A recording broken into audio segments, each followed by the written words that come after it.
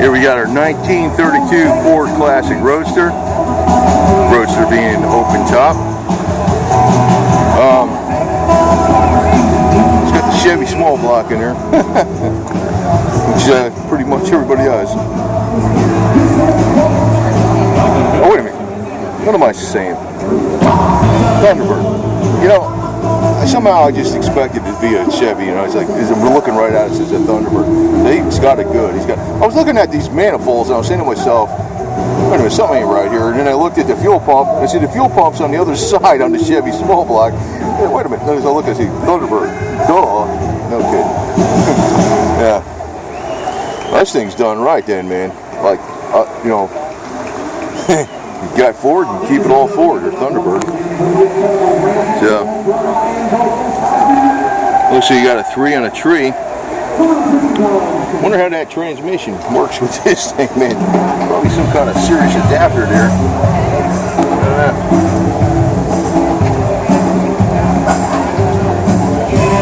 Well, maybe, you know, maybe they both, maybe because this is a 50s motor or something, bolted up to 31 trans. I don't know. Then again, maybe it's not. Maybe that's not the stock transmission. Who knows? Kentucky. 1932. Rum runner, man. Got the big neats in the back. Plenty of room in the back there for the tax-free liquor. Which, by the way, I had some at that Confederate reenactment. One of the guys there actually had